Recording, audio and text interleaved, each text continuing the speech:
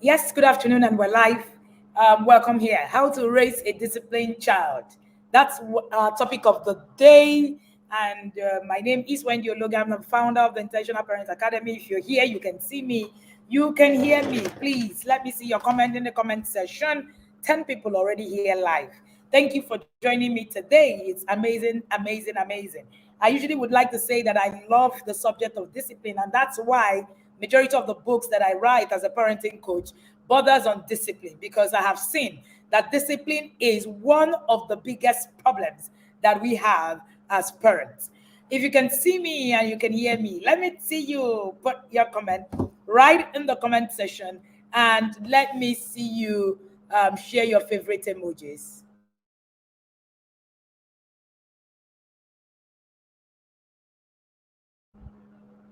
Alrighty, I guess that I can be seen, and I guess that I can just roll, because there's a lot to talk about, but there's very little time to actually talk about it.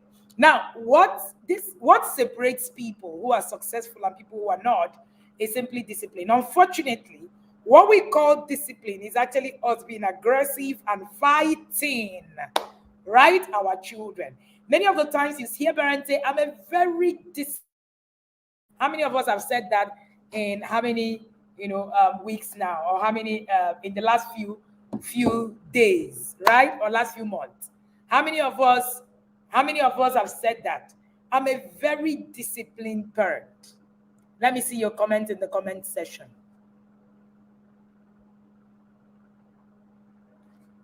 Alrighty.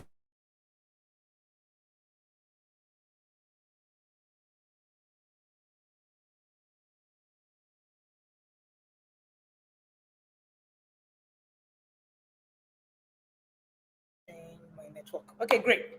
So quite a number of us will say, "Oh, I'm very disciplined. I'm a very disciplined person. I don't take nonsense from my children." Today I shared something on my timeline, which is actually very interesting, and is it's like a bragging right to many of us. Somebody shared it, and I reposted it.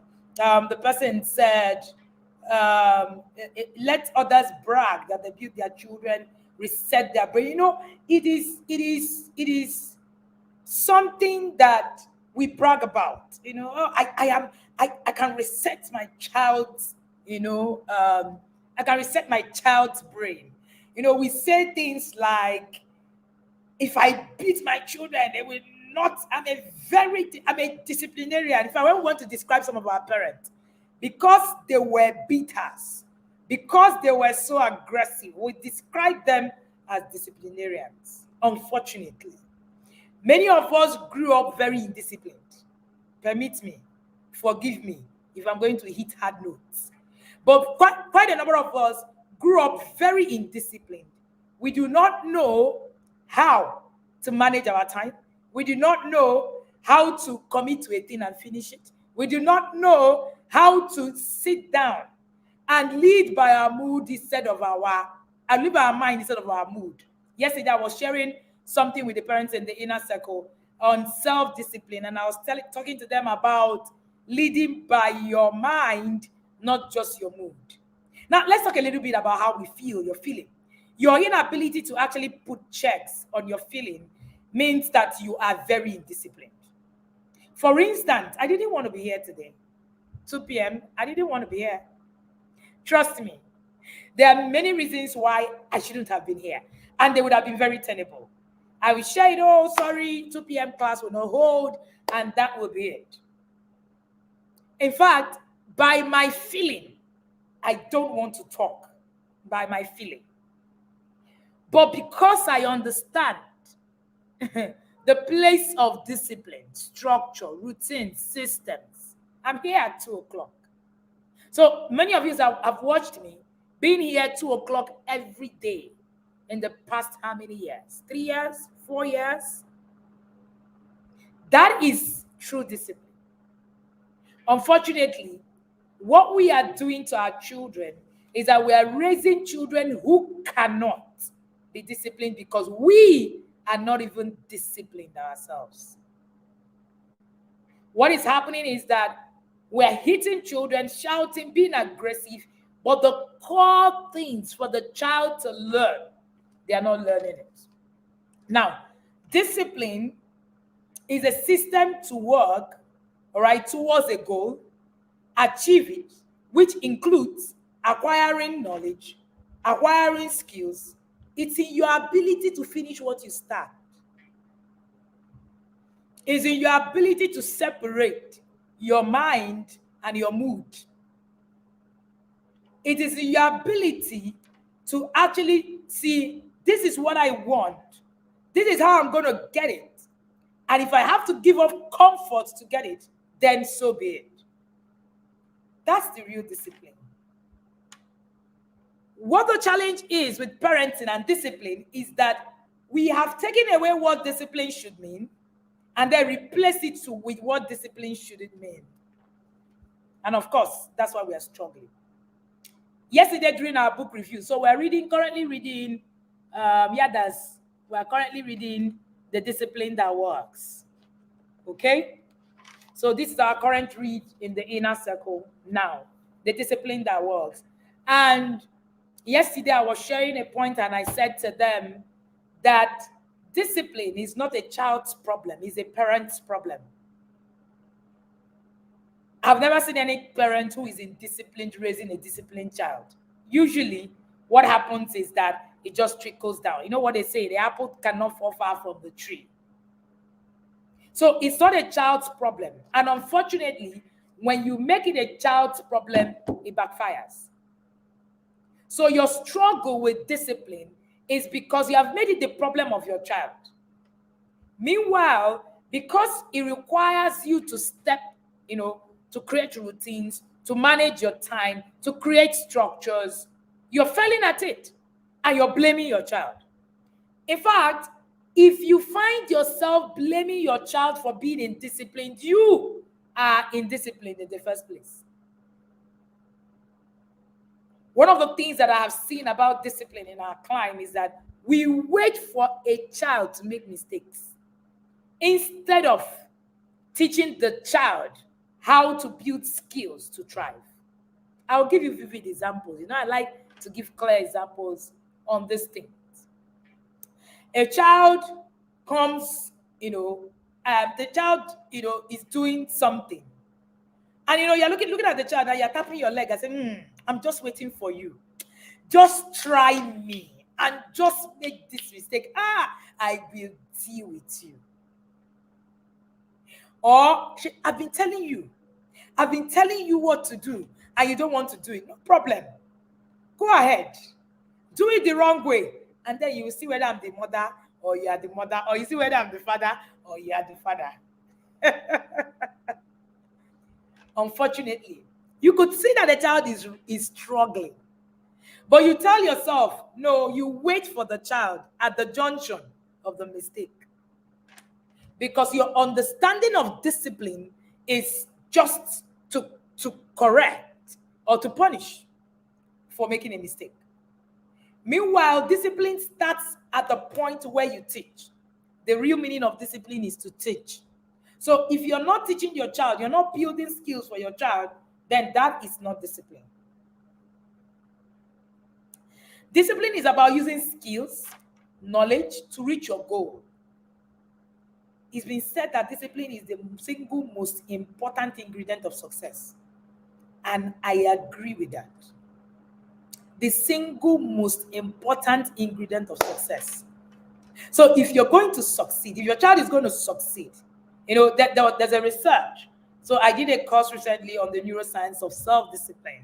I was telling the parents in the inner circle, it's part of what I'm going to be teaching at the EI class. The EI class is going to take a bit of a different, route this year, as usual. And we're going to be introducing the neuroscience of self-discipline and what makes the difference and how you can actually build, on that. And one of the things that I would learn, all right, in recent times is that people usually say, oh, the person needs to be intelligent to succeed. That's not true. You really do not need to be intelligent to succeed. I'm not more intelligent than most of you here listening to me, no? I'm not. It might seem like it, but that's not true.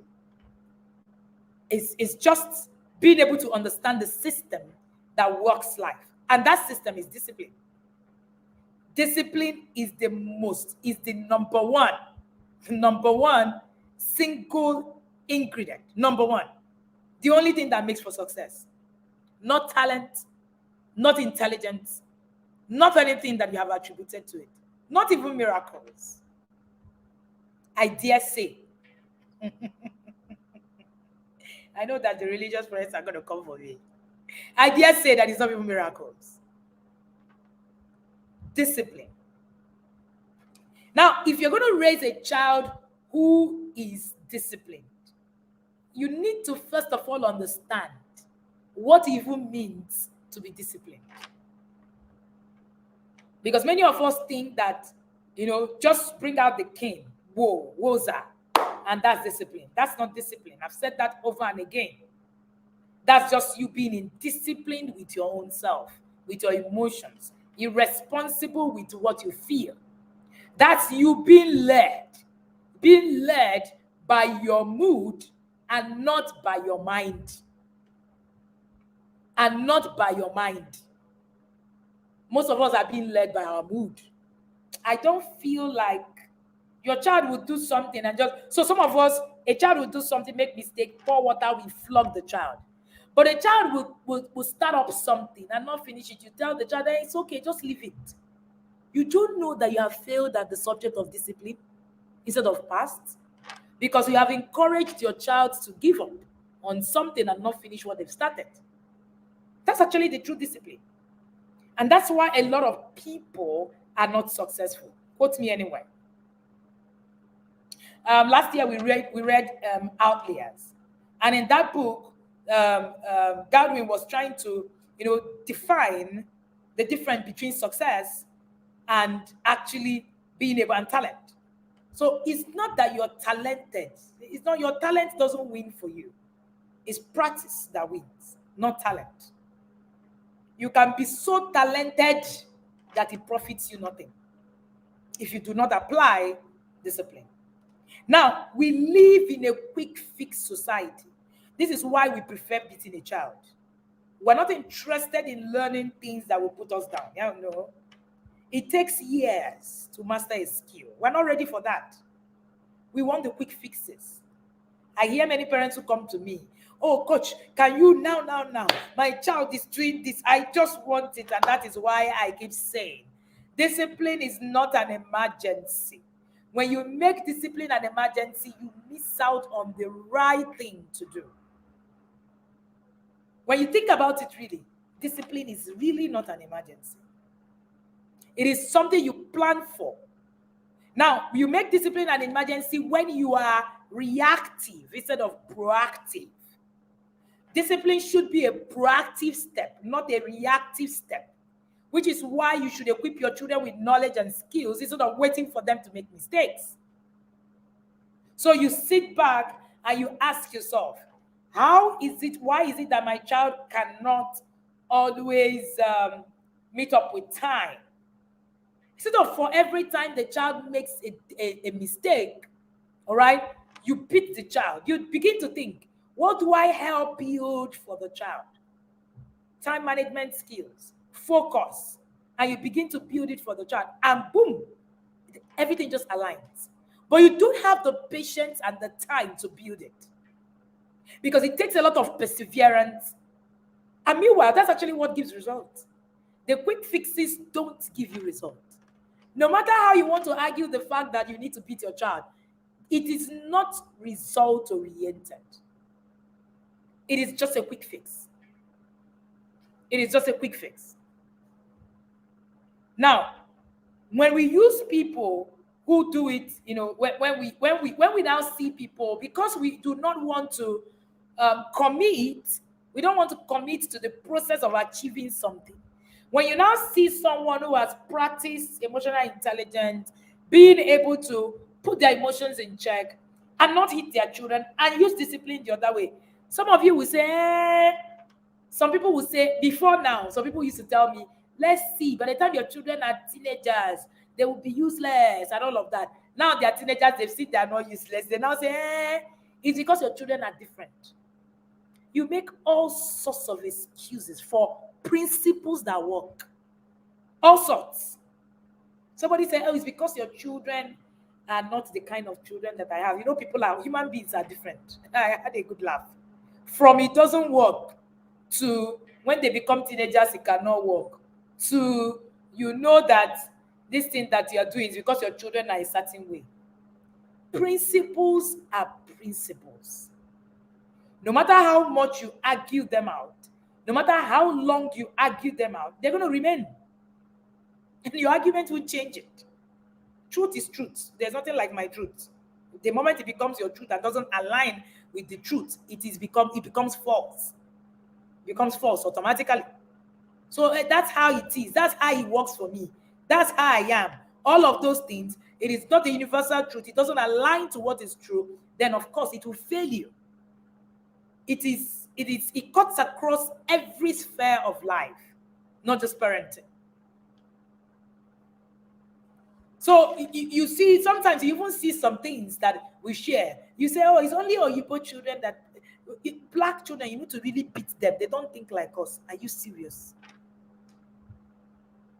When principles work, it's so difficult for us to actually align to those principles because we're not disciplined enough to go through a curriculum. So in the inner circle is one of the most structured systems ever. And the structures, one of the things that it helps you do is to make you understand routines. See, you don't go far without structures. Any parenting that you are practicing today that is void of structures is headed for doom. It is what we call the Achikote Kuono style of parenting. In Salahama style of parenting. Right? I'm sure the parents in the inner circle understand this.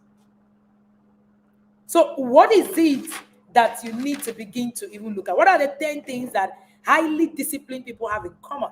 I'm going to share with you so that when you're looking at your child, you know what it is that you need to build for them. They are very committed.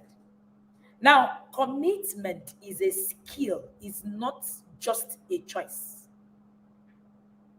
Many of the times, the problem is that we've not gotten to the point where we understand commitment as a skill. How is it a skill? Over the years, when your children commit to something and you let it go, you bail them out, and you continue to bail them out over the years, your children don't get to learn how to commit to things. That's what happened to you. So, very highly disciplined people are committed. They understand it as a skill. Number 2, highly disciplined people finish what they start. It's one of the most difficult things to do. You start something, you finish it, you don't bail out. It is also something that is taught over the years. It is difficult, growing up. I saw my dad do things, projects that were so tough, and yet he saw it to the end. Just by saying it, I understand that you don't just give up. So many of us have the, small thing, what we call the negative cycle of failure. All right? The negative cycle of failure. You play into the negative cycle of failure. Now, what is the 10 things that disciplined people have in common? They don't see failure. Do failures happen? Yes, but they don't see it. If I have failed, I've not seen it. I have failed many times. But I don't count it as failure. I see it as an experience. That's the difference. For the people who are not very disciplined, one of the things they do is that when they fail, they remain in the failure. I tell parents in the inner circle that you don't fail until you don't know what to do with failure. Failure becomes a tool in your hand to succeed. But people who are not disciplined, they wallow in the negative cycle of failure and they keep failing because that's what produces self-doubt. Highly disciplined people know how to, put into place what we call positive sensory orientation. All right, that's what that's explaining not playing into failure. They are positive all the time. They don't play into failure. They are, constantly trying to look at the positive side of every experience that they have. The next one, positive thing, disciplined people do not get flattered. Um, they are not, sorry, I think I missed that point. They are not led by their moods, and they are led by their minds. They are led by their minds. What does it mean to be led by your mind? Being led by your mind is me being here today, sincerely. By my mood, I want to be somewhere else. As in, I'm in a baby girl mood right now. Trust me. I just want to be somewhere else. But by my mind, I have to be here. How do you begin to learn how to play by your mood, by your mind, instead of playing by your mood? Being able to work on your emotions. You know how to define them. You know how to label them. You know what to feel, and you know how to work on it. And which is why the becoming an emotionally intelligent parent course is a key course for every single one person who is an adult, who is a child, whoever you are. Because emotional intelligence is the engine room of your success when it comes to discipline. So they go hand in hand. So we're going to share, you're going to see the details. If you haven't registered for that class, you want to be there. It's actually very important. And I will be sharing with you also in that class. One module is going to be about the neuroscience of self-discipline. I'm particularly excited about, that, because I've never taught it anywhere, never. And we're going to be teaching it, there. Highly disciplined people know how to set boundaries. They know how to set boundaries. Very important. Many of us are, we don't know where the boundaries, we don't know where to draw the lines. Our children don't know where to draw the lines. Our children don't know what to say, where, how. You just say, it doesn't matter, I can just say it. Discipline teaches you to set boundaries. Highly disciplined people are very highly independent. Your children are so dependent on you. How do you want them to be disciplined? What sets up independent children is raising responsible children. Raising responsible children. I'm going to talk a bit about setting boundaries. This setting boundaries is a big deal. And that's why people get it. You get it when people say no to you. Somebody reached out to me and said whether I would be able to do something. And I said, and I'll try. No. Because they said, it's can't you just, agree just for the sake of, just, you're saying, no, it's not something I can do. So I don't take on things that I cannot do. You set boundaries. That's one of the things to show that you're very disciplined, actually. What I can do, I say no to you, and I'm very not afraid of saying no. The moment you learn that part, in fact, you know that you're, growing. No is a complete sentence. As much as I say no, I say yes. So they are all both complete sentences. Highly disciplined people are eager to learn because they see themselves as evolving. They see themselves as trying to do, things. They are always interested in ensuring that they want to learn new things. They believe in reaching their goals, but they also believe that there is no one way to reach their goal. Their eye is on the goal. That's why I said an intentional parent follows the goal. An unintentional parent follows the crowd.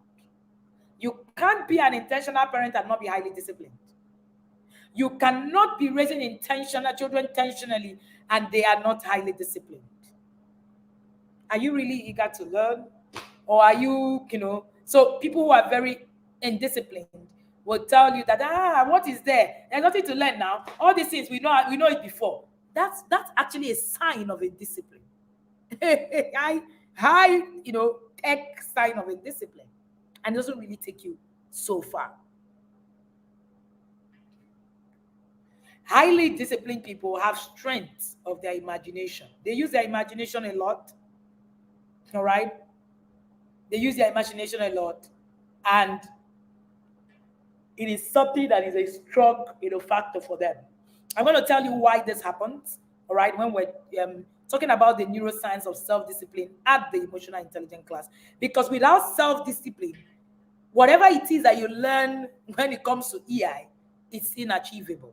You can't achieve anything because you need self-discipline to actually be able to restrain you to what it is that you need to do. How do you begin of these things that we say? Have we named up to 10? Can somebody respond to us? Are you following? Are you following? Let us know in the comment section. Yes. Have we set up to 10 characteristics of highly disciplined people?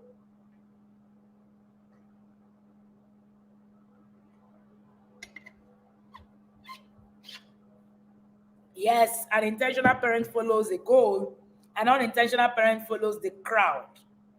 And the crowd, you named 8. I've named 10 now.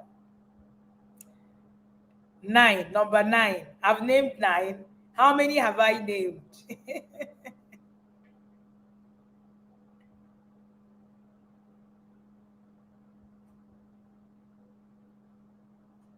Okay.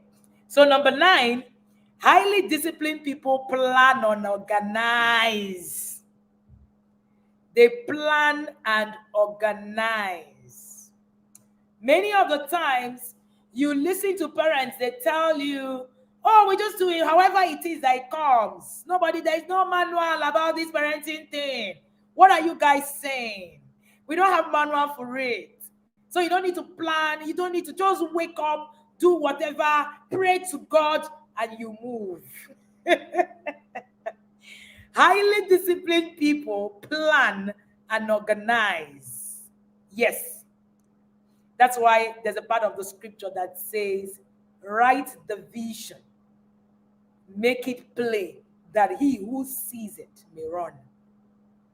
And there's also a part of that scripture where it was explaining about the man who was planning to build the house. I say, have you ever seen someone who is about to build the house who does not count the cost? Many of you do not even know the cost of raising a child. When I mean cost, I mean the intentionality in it. Many of us, all we know is that the child, they give birth to the child now. You do naming, you wear a shepi, and of course, you buy clothes. And most parents, all you know about parenting is planning of how you will get the latest clothes for your child. A shepi, let the children just look dope. Don't get me wrong.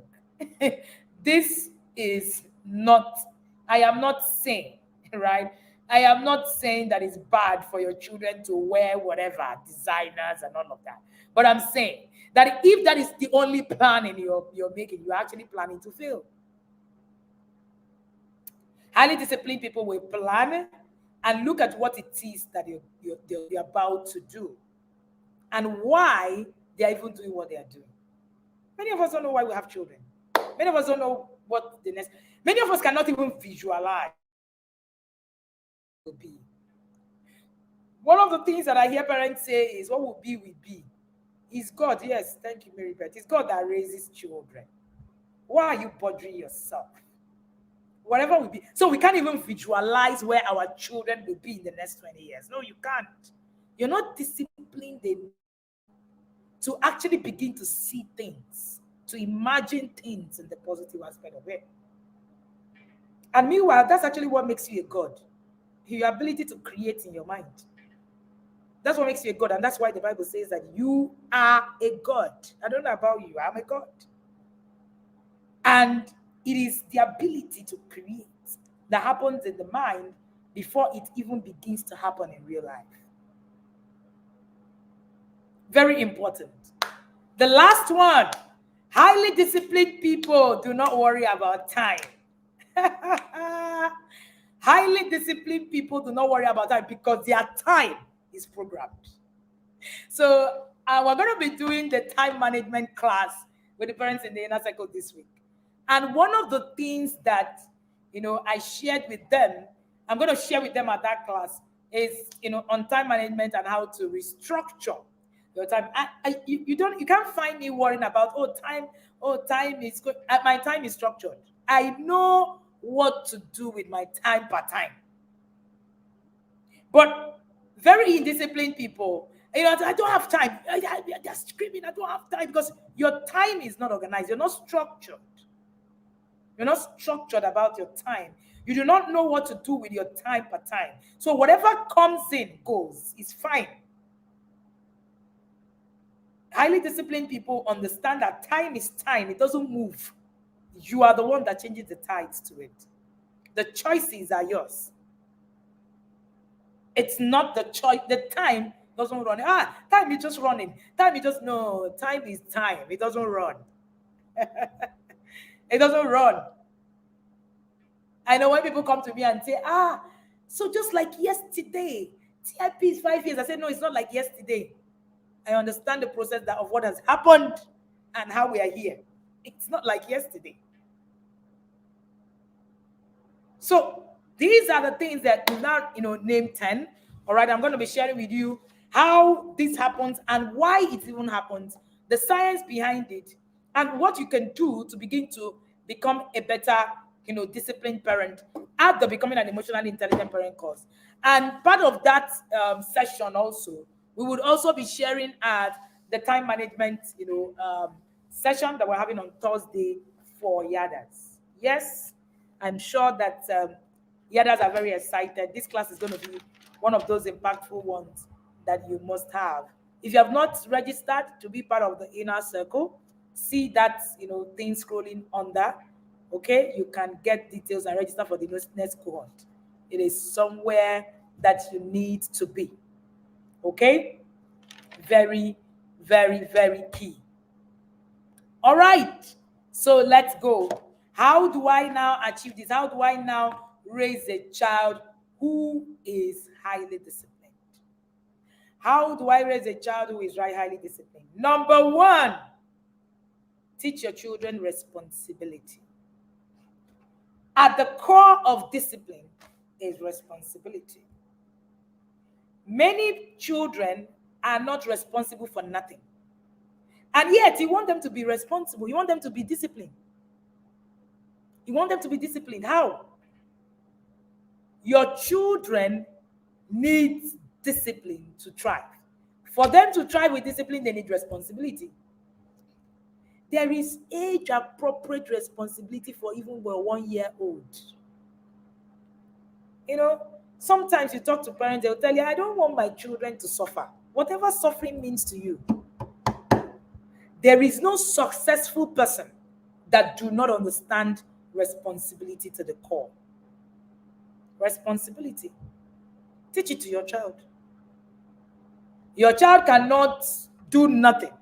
The same child, you are beating. You're beating the child. You are yelling at the child to stand up and do things. Why are you not doing this? Why are you not picking after yourself? The child can't learn it. You are not building the skills. What makes children is habits that last and skills that transform. That's what makes children. Habits that last and skills that transform. If you are not building habits, if you are not raising your children with skills, forget it. You're raising an irresponsible, indisciplined person. Teach your children responsibility. Give them responsibility. Recently, I was at my children's school, and our son was talking to us about how his times have been and all of that. And then he says to me, so Mom, I think in the recent times I've become PA to almost all the teachers in my stream. And I was like, how do you feel about that? So I'm enjoying it. It's good. It's extra responsibility, but at least it makes me structure my time even better. I said, so what do you do? And he says, oh, I need to do this. I need to do that. I need to do that. The moment you come in contact with my children, the first thing you're going to pick up is responsibility. I am big on raising the responsibility quotient of my children. Now, that's what responsibility quotient means. Responsibility. Response, the ability to respond to things. So all those things that is irritating you, your child saw a clothes on the floor, they didn't pick it, they walked away. Why are you walking away? You beat the child. No, you have not been able to raise the responsibility quotient of that child. That's what has happened. What does that mean? It means that when a child sees something, they respond. How do you teach it? How do you teach it? You teach it by teaching them how to respond and not how to react. Unfortunately, what you're doing is that you're constantly showing your children reactivity instead of responsibility. Reactivity with your emotions. Something happens in most. How do you want your children to respond? They can't respond to issues. They can't respond to issues. You find out that they are only able to react to things. When your child is in a place where they get overwhelmed, are they responding or are they reacting? It's a function of what they've seen you do. You cannot give what you don't have. So are you raising your child's responsibility quotient? I remember one of those times, a family friend was asking, my son was working with him, and he was saying, your son just responds, as in just responds when something happens, and it's so difficult to get him to work with the other people because he's just responding. And I had to now, keep telling him, oh no, you need to wait for others. You need to be able to do this and all of that. Are your children going to see light, on? Can your child who cannot put it off? That means your child just don't know how to respond to issues. It's not a child's problem. It's a parent's problem. It's because the only thing they see you do when that light is not put off is that you react. You don't teach them how to respond. So you need to go back, step back today and ask yourself, am I really responding or am I just reacting? So you are raising your children's reactivity quotient instead of raising their responsibility quotient, thereby making them irresponsible. So irresponsibility is actually your, inability to respond to issues proactively. So teach your children responsibility. We have a particular session in the inner circle, about responsibility and about, raising an independent thinking child.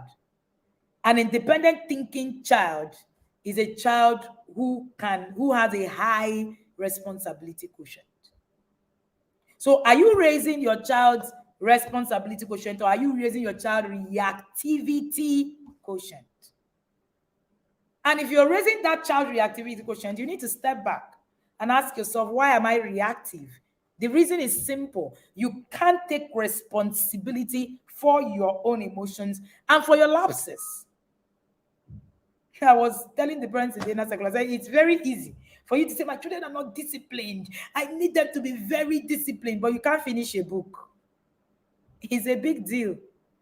And yet, you're there trying to push, but you can't really even finish anything, really. Come to think of it. Number 2, you need to teach your children how to react to life outside of their emotions. You need to teach your children about emotions control. That's how to achieve it. Highly disciplined people know how to actually look at their emotions and put a check on it. Anytime I see anybody who just is flippant with words, flippant with how they feel, anybody who tells me that's how I feel and I'm going to say it the way I feel it, then I see someone who is totally irresponsible. I can't even be friends with anybody who is irresponsible with their emotions. I can't. And many people are irresponsible with their emotions. That's how I feel. That's how I think about it. That's who I am.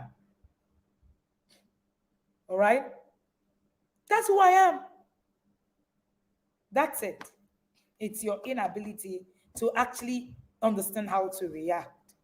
And how do you teach your children how to react and how to work on their emotions? You need to first of all understand how you would react and how to work on your emotions. I was listening to um, a couple, and I overheard my husband is a marriage counselor, of course, and I overheard the woman say, "No, I just tell him how I feel per time. The way I feel it, it doesn't really matter. After all, it's my husband." I had a good laugh. Many of you are like that. I just say the way I feel. I just say the way I think. I just say it's only animals that actually say, and mad people that actually say things the way they think it. Oh, yes. I'm not saying you're mad. I'm just saying it's only mad people and animals. They are the ones that just, the way I think it, that's the way I'm going to do it. And it does not matter. What the heck? It doesn't matter. I will tell her how I feel about her. It does not matter. Please, it is me.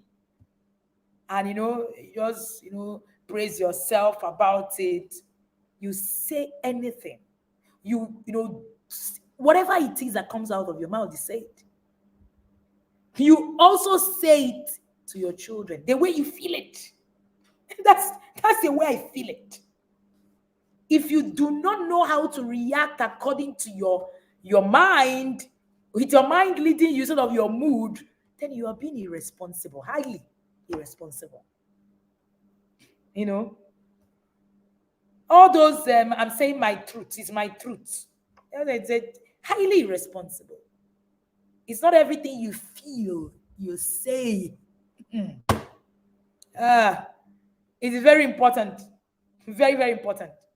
How do you do that? You need to begin to learn. You need to begin to learn how to think through your feelings. It's a very big part of emotional intelligence. All right? So it's important that you actually sit back and ask yourself, am I just speaking like a mad person? Lack of emotional intelligence is actually, I see it as a tint of madness, honestly speaking. There are some people who send me chats, and the way they just talk, you just see them in the chat and they just talk flippantly, just talk anyhow. Of course, you're not going to drag me there. I'm a king. I don't throw myself in the mud. I cannot be there with you. So I either leave you to chat and say what you want to say, or I respond to you in the best possible way, which does not involve me being in the gutters with you anyway. So it is important that you understand that being able to lead, if it's by my mood, like I said, I won't be here. That's actually what true discipline is. So the fact that you're thinking it and you're saying it the way you're thinking it, your child does something. You say, after all, it's my child. What can they do to me? You say the way you think it. You say the way you think it. You have a problem. You have a problem. Your husband says something, you say the way you have a problem. Your wife is saying something, you say, I will tell her the way what is there. I don't care. You have a problem. When you say everything you feel, you have a big problem, very big one. And that's why learning how to master these your feelings and know what to do with them. Feelings are data. You need to begin to ask yourself, what am I doing with the data that my body is producing? Feelings are data. So what is that data? What are you doing with it? Are you just throwing it all over the place and just, telling yourself, no. You just say anything. Because you think that you have a mouth, then of course you can just speak. Hell no. Hell no. It's something that you need to step back and ask yourself, question yourself, why can't I manage my emotions? And let me say this, it is a skill, it's not a prayer point. You see all those, oh, I want to pray, God will help me, I will keep quiet. Bottling your emotions is not the same thing as managing your emotions. It's not. You need to learn how to express it. There is a how. That's why the Bible says that the journey of the foolish wearieth them, because they do not know how to get to the city. There is a how to get to the city. There's a how. Expressing your emotion is very key, but how do you express them? That's what the emotional intelligence class will teach you. How you will be able to express what you feel. We're not telling you, oh, just keep quiet, don't say anything you feel, just bottle it. No, no, no, no. That's what we're teaching. In fact, repressing your emotion is not emotional intelligence at all. You are as good as the person who cannot manage their emotions, who is a flippant talker. Funny enough, because you're doing a harm to your body as well. So it's not by keeping quiet.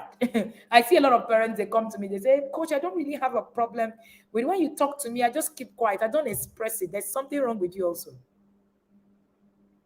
What we're saying is, what is the appropriate way to express how you feel?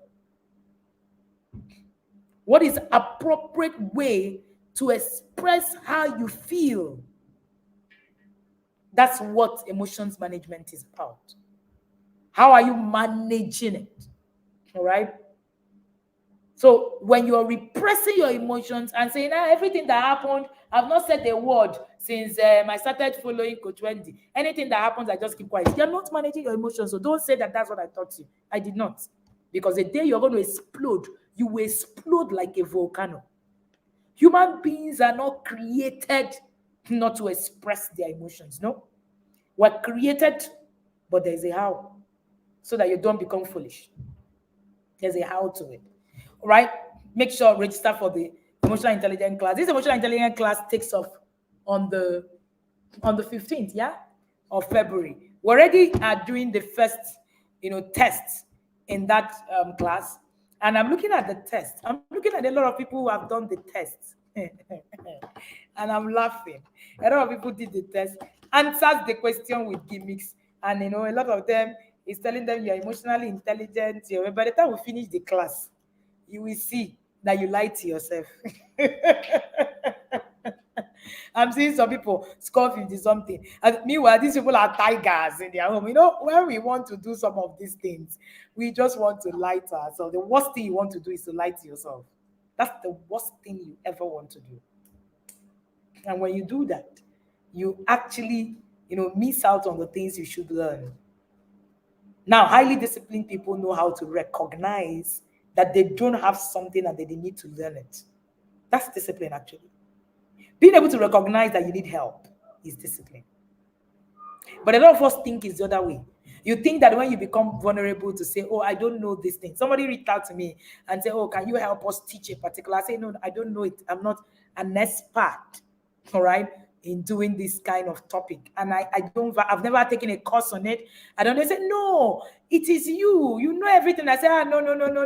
I don't know everything. And he said they were surprised that I didn't know it. Why will you be surprised? Am I supposed to know everything? No, I'm not. I'm not even perturbed or ashamed to tell you that I don't know everything. And that's why I'm constantly learning. I was telling the parents in the inner circle that I thought, if you talk about discipline, I would actually, say, oh, I've learned quite a lot. But I took a course on the neuroscience of self-discipline, and I just looked at myself. I said, aha, this is another level of learning. There is. If you need, you need to be able to actually get to a point where you can recognize that you need help or that you need to learn about something. If you're listening to this class already and you're saying, this thing she's saying, I already know it, you have a problem. There's a problem. Oh my goodness. That means even the things you don't know that I've said, you would never learn it. That's it. That's how it works. That's the human mind. All right. So you need to teach them consistency. Consistency, commitment, these are skills. A child that you don't teach consistency now will run away from their home tomorrow. A child that you don't teach commitment now will leave their family tomorrow because they do not understand how to stay even when things are rough. Even when things are rough, they don't get it.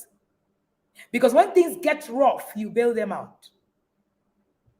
And that is the biggest tragedy of parenting today. Bailing children out.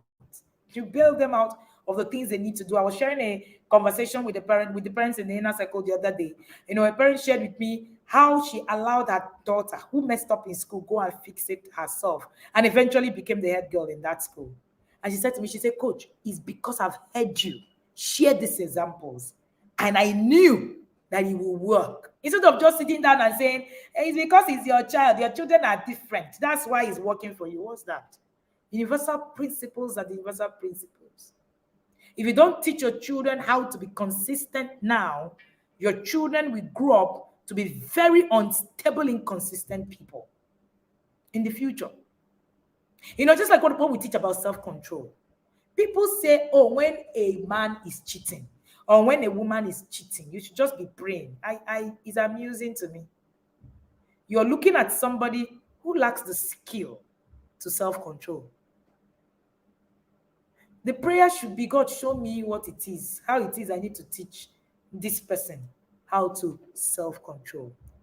A child who can't control themselves, their appetite, the small things, would also have issues controlling sex. It's as simple as that. These things don't fall from the high heavens. They are just straight. So that emotions management you don't want to pay and teach your child can be their greatest undoing tomorrow. Inability to manage your emotions when you see another person. These are all emotion management problems. Self-control problems. So a cheating spouse is a spouse that lacks skills. It's not about the devil. Let me not go inside here. I will leave it for the parents that I can give the buzz boost to and they understand it. All right. Another thing that you want to teach is that you need to teach skills.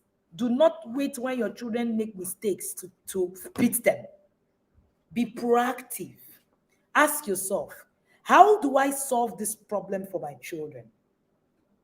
How do I solve this problem for my child? Can my child learn? Can my child learn what to do? So my child cannot, is always watching TV, for instance, right? And my child cannot get their eyes off the TV. You can't get focused. Everything is just the TV. And you're flogging the child. Every time you see the child with the remote, you flog the child. Nothing will change. Nothing is going to change. Your child do not have the skill. What is the skill? The skill is focus. They can't focus. They don't understand it. You can't force it. So instead of waiting for when your child would always, beat this kid, you begin to teach it. You begin to teach it. When you teach that skill, and that's why I keep telling parents, we can actually work on the issues we have in the family system by raising better people today. And if we do, many of the things we complain about will be gone. Many of the things we complain about will be gone. And because we have raised people who lead by their mind, by their mood, instead of their mind, that's why we have a lot of divorce cases. That's why we have a lot of people hitting women. That's why we have a lot of people leaving homes. That's why a lot of people who just feel and act on what they feel.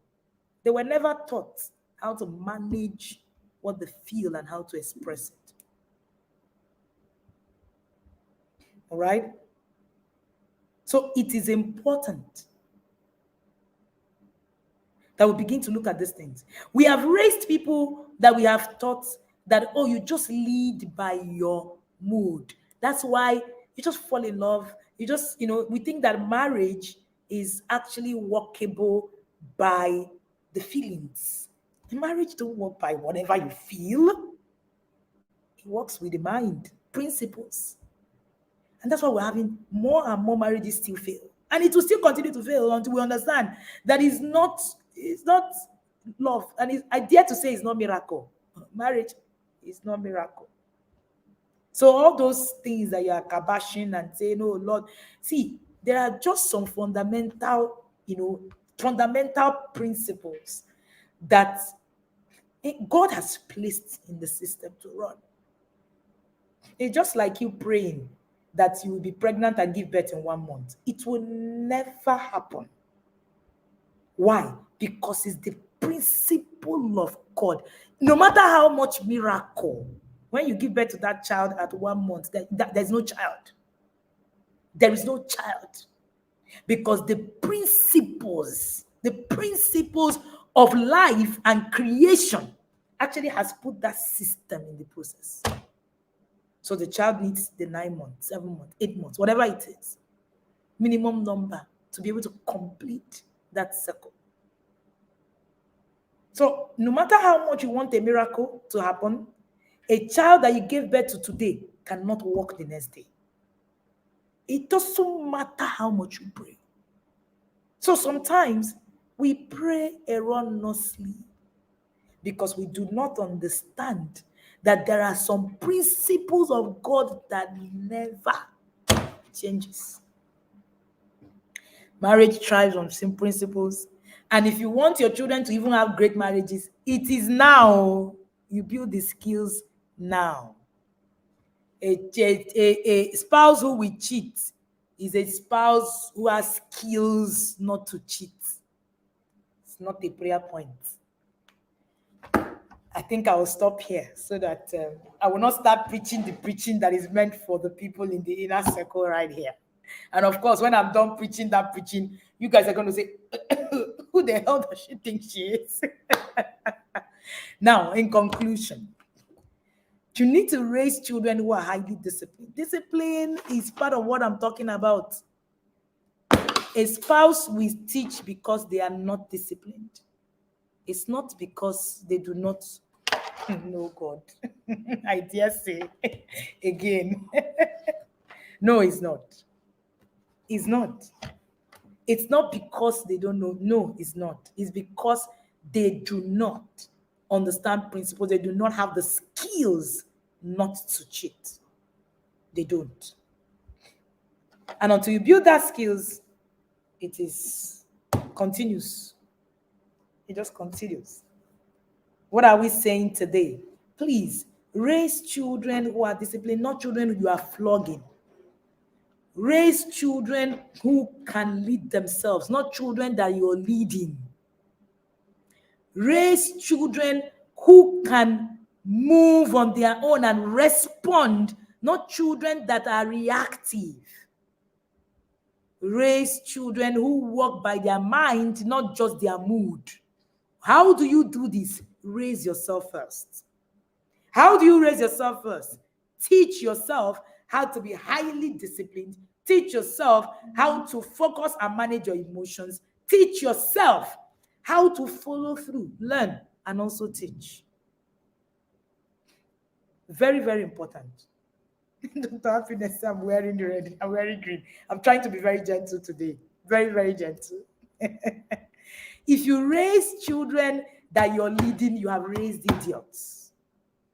If you raise children who cannot read themselves, you have raised zombies. You need to understand that that's what it is. Somebody is asking, how do you teach focus as a skill? Omo, you're asking me for a whole curriculum in a whole month in the inner circle.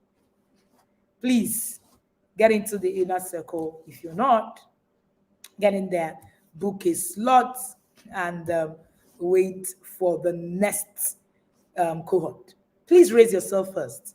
It's highly important because you cannot give what you do not have. The first pointer of even actually trying to teach focus as a skill is to work on your emotions. Your emotions are key to be able to actually start that process. All right.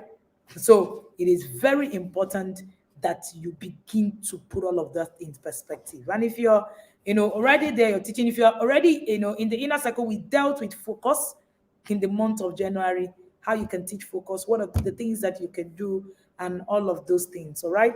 If you want to get, you're actually gentle today. Yes, I'm gentle. I didn't want to be here. If you want to get copies of my books, you have the independent thinking child. And I know that a few of us haven't gotten the some of the books that were launched in November, as we got overwhelmed with over 5,000 orders on those books. And we apologize. The team is working on it, and we're going to be in those books are going to be available again. We run out of stock, available again in a few weeks. Please be patient with us. Just know that we want you to read this book even more than you want to read it.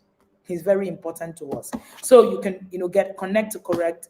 All right, all these ones are available at our distributor point. You can ask for distributor contact. When you call that number under there, you have the discipline that works.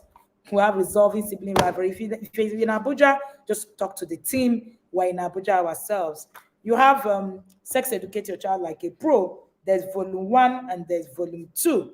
All right, Sex Educate Your Child Like a Pro, volume 1 and volume 2. We have From Yelling to Calm. We have Walking Your Child to Puberty, amazing book. We have From Yelling to Calm, yes. And then we have the Parenting Lunch Plan. All of our books will cost you for the 500. Okay, if you want to get all the books together. Why are you dishing out calmly today? I'm actually calm. Teach my child how to raise the kids that can lead themselves. Yes, I am. I'm trying to be calm today because I'm preparing every other thing that I have for you guys in the inner circle on Thursday, where we're going to be teaching time management skills. I am actually looking forward to it. So I'm reserving my energy for you guys. So yes, I'll meet you guys right in the yard on Thursday for that session. But I hope that you got value here. Thank you for joining me today again. All right. We're here at the cathedral. We'll call our YouTube channel the cathedral.